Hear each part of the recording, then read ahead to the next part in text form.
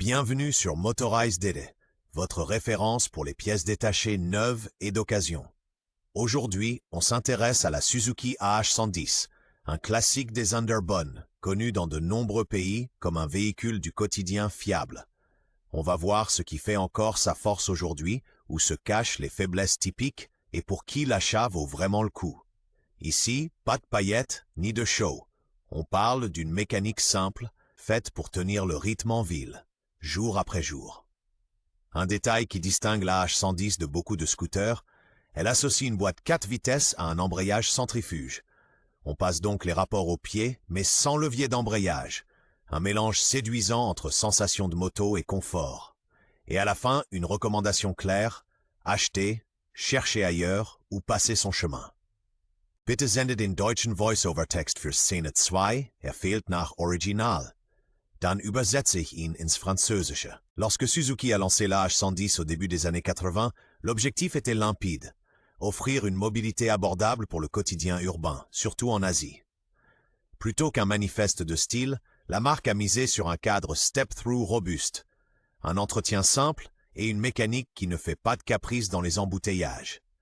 La série se distingue par un mélange typique. Carburateur, allumage CDI sans rupteur et une transmission plutôt atypique. 4 vitesses au pied, mais sans levier d'embrayage grâce à l'embrayage centrifuge. De quoi séduire les débutants et faciliter la vie des navetteurs. Selon les marchés, on trouvait des versions assemblées localement, parfois avec des configurations de freinage différentes. Un signe distinctif sur beaucoup d'exemplaires, une poupe fine avec un point de fixation prévu pour un porte-bagages, pensé pour la vraie vie, pas pour une vitrine. Techniquement, la Suzuki AH110 a été pensée volontairement simple, et c'est précisément ce qui fait son charme. Dans le cadre, on trouve un monocylindre 4 temps de 110 cm refroidi par air, alimenté par un carburateur. La boîte compte 4 rapports, et l'embrayage centrifuge s'occupe de l'accouplement automatiquement. On passe les vitesses au pied, mais pas de levier d'embrayage.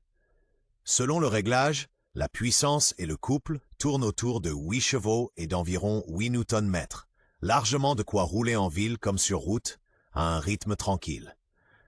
Autre signature, les grandes roues de 17 pouces, plus stables sur les mauvaises routes que les petites jantes de scooter. À l'avant, une fourche télescopique, à l'arrière, 2 amortisseurs. Côté freinage, selon la version, tambour ou disque à l'avant et tambour à l'arrière. Kilo. Bitte sende mir den deutschen Voice-over-Text für Szene 6, fehlt nach Original, dann übersetze ich ihn ins Französische. La AH110 porte le style de son époque, fine, fonctionnelle, sans arête inutile. Le grand passage central n'est pas qu'une signature esthétique, c'est aussi de l'ergonomie. On monte facilement, on s'assoit droit, et en ville, on garde une excellente visibilité.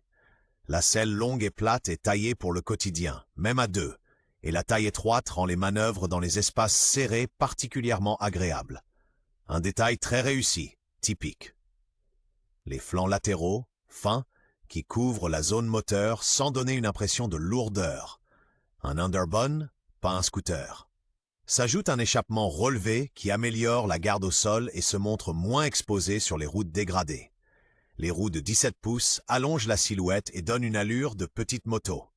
Au final, la AH110 n'a rien de spectaculaire, mais elle est cohérente, sincère, pensée pour l'usage. Bitte sende den deutschen Voice-over-Text für Szene 8, fehlt nach Original, dann übersetze ich ihn ins Französische. Au quotidien, la Suzuki AH110 se conduit exactement comme elle a été pensée, simple et prévisible. Son monocylindre 4 temps de 110 cm offre une poussée douce et disponible tôt, parfaite pour les démarrages au feu et les interminables phases de stop and go. Grâce à l'embrayage centrifuge, tu passes les rapports sans avoir à jouer sans cesse de la main, de quoi rendre les trajets domicile-travail nettement plus sereins. Les roues de 17 pouces apportent de la stabilité sur les pavés et les petites routes dégradées, là où des jantes plus petites deviennent vite nerveuses. Et elles restent assez légères pour changer de trajectoire rapidement dans les ruelles étroites.